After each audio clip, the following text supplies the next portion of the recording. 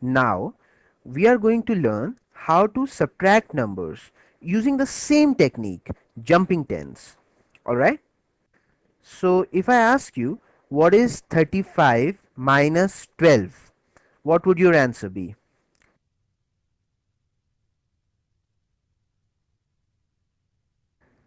33, 23. 23 is the answer. How? This is 35.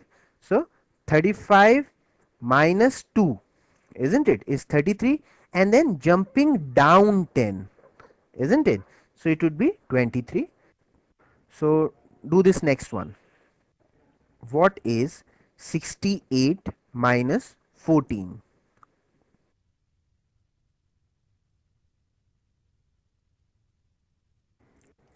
68 minus 4 is 64, and jumping down 10 is 54, isn't it? 68 minus 4 is 64, and jumping down 10 is 54. As simple as that. Tell me what is 77 minus 18? Right. So 77 minus 8 is 69 and 59. 59 is your answer. So now listen to it very carefully. Okay. And I want the correct answer this time. What is 86 minus 24?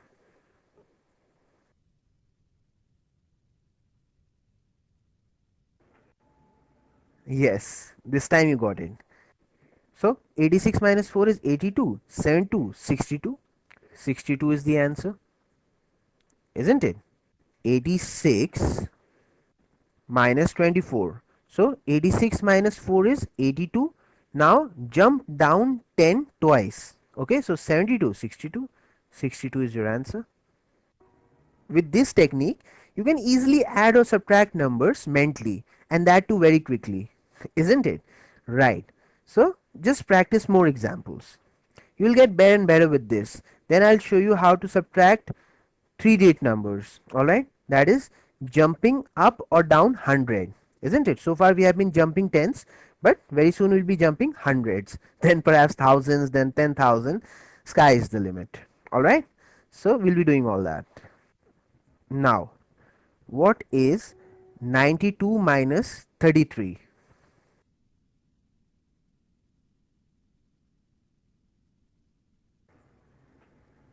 So 92 minus 3 is 89. Now jump down 10 3 times from 89. So it would be 79, 69, 59. 59 is your answer. Isn't that simple? You can directly jump down, isn't it? Like from 89, if I have to jump 3 tens down, then obviously the answer would be 59, because 8 minus 3 is 5, isn't it? So from 89, if I jump down 10 3 times, it would be 59. So you can do it directly.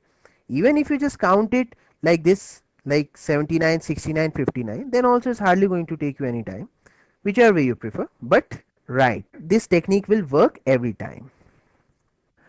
Now, so far in the examples that we have practiced, the number that was being subtracted was always small, and the difference between the two numbers was large, like 35 minus 12, isn't it? So 12 is a small number.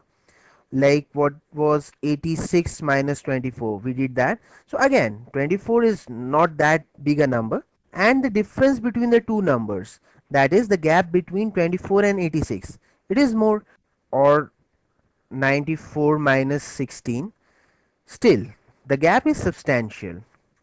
But what if we have to subtract numbers like 94 minus 82, isn't it?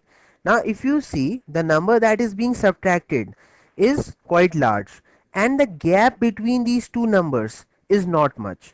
So in this case, jumping down 10 would be very tedious. You can do that, but it will be very time consuming. So the best way is to jump up 10, isn't it? In order to subtract 82 from 94, all you need to ask yourself, how much do I need to add to 82 to get 94? Okay, so 82, jump up 10, you will get 92, and 92 plus 2 is 94. So the answer is 12, isn't it? Now look here, this is 82 and this is your 94. So jump up 10. so you'll get 92, isn't it? Now 93, 94, so it would be 10 plus 2, that is 12. Isn't that simpler? So let me repeat. Whenever the number that is being subtracted is large and the gap between the two numbers is not much, then always, instead of jumping down 10, it is always better to jump up 10. Alright, just like addition. Let's practice more examples, then you'll understand it even better. Okay, so now find out what is 68 minus 44.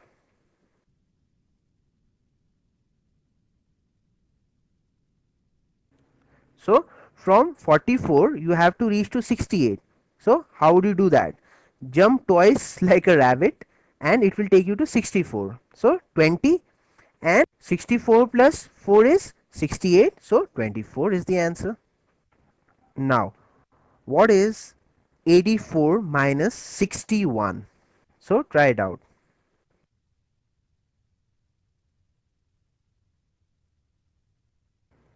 From 61, jumping 10 twice will take you to 81. So this is 20 and you have to reach to 84. So 3 steps more. So the answer is 23, isn't it? This is 20, 21, 22, 23. This is what your answer is. Now let's see if you can do this one. What is 96 minus 68?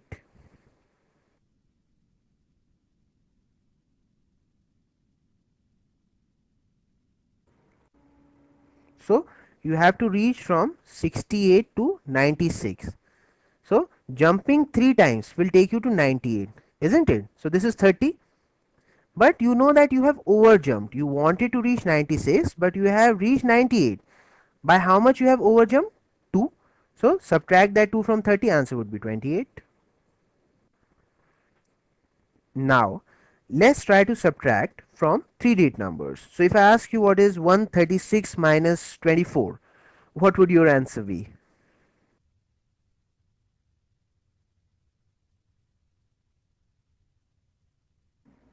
Again the same thing, 136 minus 4 is 132. Now jumping down 10 twice, so it would be 122 and 112. That's your answer. What is 158 minus 36?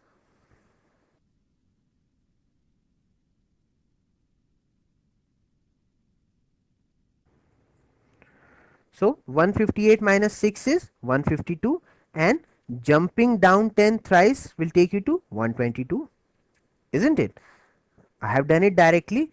You can do it step by step if you want.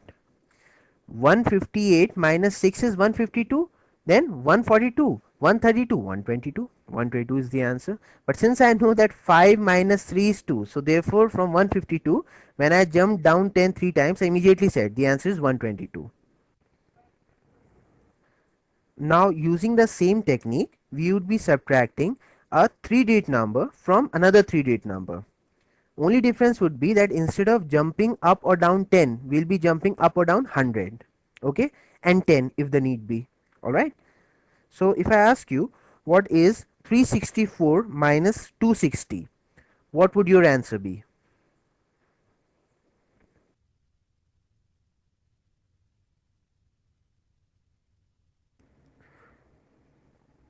Now from 260, jumping up 100 would take you to 360 and plus 4 is 364. So the answer would be 104. I asked you what is 364 minus 260, isn't it? Now from 260 if I jump 100, so I will immediately reach 360. Now from 360 I have to reach 364, so I'll just add 4. So this is 100, one jump, and plus 4 is 104. That's what your answer is. Well, you can jump 10, you can jump 100, you can jump 1000, or you can jump in combination, isn't it? Sometimes you have to jump 100 and then a 10 in order to reach to the answer. So practice. Okay, now you try this one. What is 564 minus 358?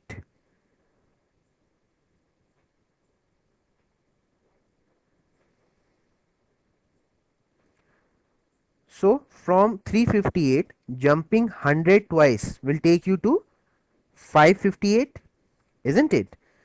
And you have to reach to 564, so you have to add 6 more. So the answer would be 206, isn't it? I asked you what is 564 minus 358, isn't it? Now from 358, if you jump 100 twice, that is 200. So that is going to take you to 558. Now from 558, in order to reach to 564, you have to add 6. So the answer would be 206.